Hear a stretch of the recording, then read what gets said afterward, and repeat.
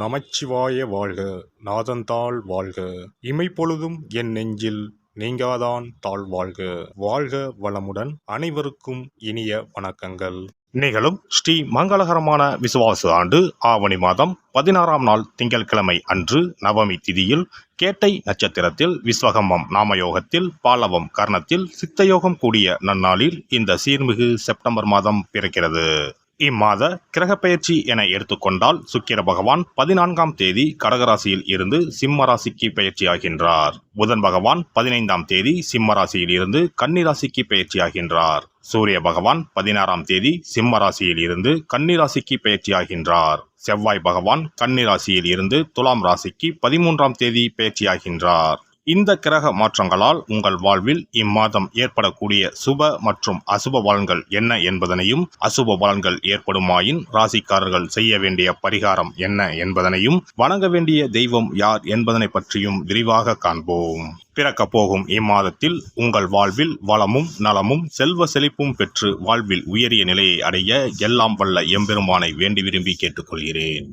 விருச்சிக ராசி அன்பர்களே, இந்த மாதம் பேச்சு திறமையால் காரிய வெற்றிகள் உண்டாகும். போட்டிகளில் சாதகமான பலன் கிடைக்கும். சின்ன விஷயங்களால் மனநிறைவு அடைவீர்கள். மற்றவர்களால் மனசஞ்சலம் உண்டாகும். அடுத்தவர் பேச்சை கேட்பதை குறைப்பது நல்லது. எந்த ஒரு செயலையும் திட்டமிட்டு செய்வது நன்மை தரும். தொழில் வியாபாரத்தில் இருந்த போட்டிகள் நீங்கி விருத்தியடையும். பொருட்களை வெளியூருக்கு அனுப்பும் போது கவனம் தேவை. உத்தியோகத்தில் இருப்பவர்கள் வேலை பார்க்கும் இடத்தில் கவனமுடன் பழகுவது நல்லது. குடும்பத்தில் இருப்பவர்களுடன் வாக்குவாதத்தை தவிர்ப்பது நல்லது. சிலருக்கு இடமாற்றம் உண்டாகும். கணவன் மனைவி ஒருவரை ஒருவர் அனுசரித்து பேசுவது நல்லது. எதிர்பாராத செலவுகள் உண்டாகும். திட்டமிட்டு செயல்படுவதால் அதனை தவிர்க்கலாம். பெண்களை பொறுத்தவரை பேச்சு திறமையால் காரியங்களை எளிதாக செய்து முடித்து வெற்றி காண்பீர்கள். சின்ன விஷயங்கள் கூட மனநிறைவு தரும்படி அமையும். கலைத்துறையினர் யாரையும் பகைத்து கொள்ளாமல் அனுசரித்து செல்வது நல்லது. திறமையாக செயல்பட்டால் பாராட்டு கிடைக்கும்.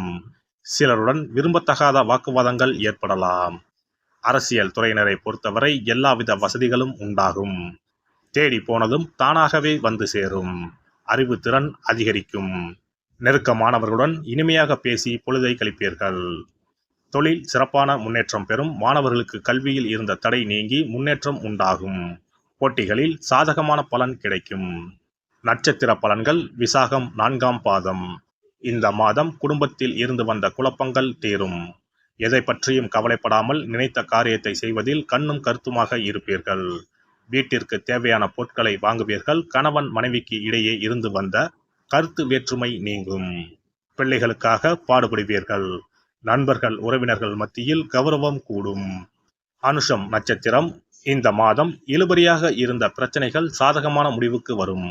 மனதில் உற்சாகம் அதிகரிக்கும். உத்தியோகம் தொடர்பான பிரச்சனைகள் குறையும். தேவையான உதவிகள் கிடைக்கும். கடன் பிரச்சனைகள் குறையும். முன்னேற தேவையான உதவிகள் கிடைக்கும். கேட்டை நட்சத்திரம். இந்த மாதம் மனதில் தன்னம்பிக்கை கூடும். துணிச்சலாக எதிலும் ஈடுபடுவீர்கள். உங்களது எண்ணப்படியே எதையும் செய்து முடிக்கும் சூழ்நிலை ஏற்படும். மற்றவர்களின் பிரச்சனைகளுக்கு தீர்வு காண்பதில் நாட்டம் செல்லும். கௌரவம் அந்தஸ்து உயரும். வீண் செலவுகள் உண்டாகலாம். கவனம் தேவை. செவ்வாய் கிழமையில் நவ கிரகத்தில் உள்ள செவ்வாய் பகவானுக்கு தீபம் ஏற்றி வணங்க எல்லா காரியங்களும் வெற்றி பெறும். மனத்துணிவு உண்டாகும். சிறப்பு பரிகாரம். சொந்த வீடு அமைவதற்கு ஆன்மீக பரிகாரம். சொந்த வீடு கனவு நிறைவேற வேண்டும் என்பதற்காக எத்தனையோ கோவிலுக்கு சென்று எத்தனையோ பூஜை வழிபாடு என செய்தும் ஒன்றும் நடக்கவில்லை என்பவர்கள் வீட்டிலேயே இந்த எளிய பரிகாரத்தை செய்து வந்தால் நல்ல பலன் கிடைக்கும். எளிமையான இந்த 2 பரிகாரங்களை செய்து வந்தால் விரைவில் சொந்த வீடு யோகம் அமையும். அதனால் நம்பிக்கையுடன் இந்த சக்தி வாய்ந்த வழிபாட்டை செய்து வரவும். எவ்வளவுதான் சொத்து பணம் இருந்தாலும் நமக்கென்று ஒரு வீடு இல்லை என்றால் அது மனக்குறையாகவே இருக்கும். சொந்த வீடு வாங்க முடியவில்லையே என்பது பலரின் ஏக்கமாகவும் கனவாகவும் இருந்து வருகிறது. சொந்த வீடு வாங்க வேண்டும். வாங்கிய இடத்தில் விரைவில் வீடு கட்ட வேண்டும். ஏற்கனவே துவங்கியிருந்த வீட்டின் பணிகளை பணப்பற்றாக்குறையால் கட்டி முடிக்க முடியவில்லையே என்ற கவலையில் இருப்பவர்கள் ஏராளம். இப்படிப்பட்டவர்கள் வீட்டிலேயே எளிமையான 2 பரிகாரங்களை தொடர்ந்து செய்து வந்தாலே போதும். சொந்த வீடு வாங்க வேண்டும் என்று நினைப்பவர்கள், அதற்கான முயற்சியில் ஈடுபட்டிருப்பவர்கள் ஒரு சிறிய அகல் விளக்கில் விளக்கெண்ணெய் ஊற்றி தீபம் ஏற்ற வேண்டும். மகா விஷ்ணுவின் அவதாரங்களில் ஒன்றான வாமனரை மனதில் நினைத்து சொந்த வீடு அமைய வேண்டும் என்று பிரார்த்தனை செய்து கொண்டு மாதந்தோறும் வரும் திருவோண நட்சத்திரத்தன்று வீட்டின் அக்னி மூலையான தென்மேற்கு மூலையில் இந்த விளக்கை ஏற்றி வைக்க வேண்டும். அக்னி திசை என்பது மண்ணுக்குரிய திசையாகும்.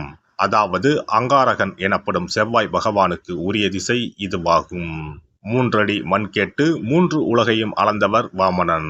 அதனால் அவரை நினைத்து பால் பாயசம் நிவேதனமாக படைத்து வழிபட்டு வந்தால் விரைவில் சொந்த வீடு யோகம் அமையும்.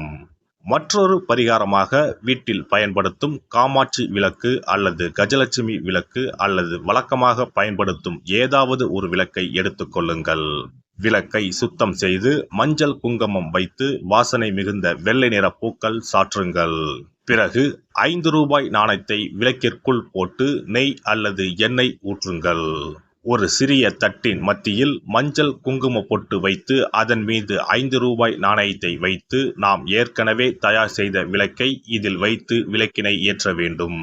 தினமும் காலையில் 6 மணி முதல் 7 மணிக்குள் இந்த விளக்கை ஏற்றி வந்தால் விரைவில் வீடு கட்டுவீர்கள். 5 ரூபாய் நாணயம் என்பது குபேரனுக்கு உரியதாகும். இதை விளக்கில் போட்டு ஏற்றுவதால் வீடு கட்டுவதற்கான அல்லது வீடு வாங்குவதற்கான பணம் ஏதாவது ஒரு வழியில் உங்களுக்கு கிடைக்கும். காலை 6 மணி முதல் 7 மணி வரையிலான நேரம் என்பது ஞாயிற்றுக்கிழமையில் சூரியன், திங்கள் கிழமையில் சந்திரன், செவ்வாய்க்கிழமையில் செவ்வாய், புதன் கிழமையில் புதன், வியாழக்கிழமையில் குரு, வெள்ளிக்கிழமையில் சுக்கிரன், சனிக்கிழமையில் சனி என நவக்கிரகங்களில் பாவ கிரகங்களான ராகு, கேதுவை தவிர்த்து மற்ற 7 கிரகங்களையும் குறிக்கும் ஹோரை நேரமாகும். இந்த நேரத்தில் விளக்கு ஏற்றுவதால் நவக்கிரகங்களின் அருள் கிடைத்து பூமி யோகம் உண்டாகும். எந்த ஒரு பரிகாரம் என்றாலும் மனதில் முழு நம்பிக்கையோடும் இறைவனை உறுதியாக வேண்டி வழிபாடு செய்தால் மட்டுமே பலன் தரும். எளிமையான இந்த பரிகாரத்தை தொடர்ந்து செய்து பயன்பெறுங்கள். எல்லாம் வல்ல இறையருளால் நீங்களும் உங்கள் அன்பு குடும்பமும் உடல் நலம், நீலாயுள், நிறை செல்வம், உயர் புகழ், மெய்ஞானம் ஓங்கி வாழ்க வளமுடன். இந்த வீடியோ பதிவு உங்களுக்கு பிடித்திருந்தால் லைக் பண்ணுங்க, கமெண்ட் பண்ணுங்க, ஷேர் பண்ணுங்க, மறக்காம சப்ஸ்கிரைப் பண்ணுங்க, பக்கத்துல இருக்கிற பெல் பட்டனை கிளிக் பண்ணுங்க. நன்றி, வணக்கம். ஓம் நமச்சிவாய, சிவாய நம.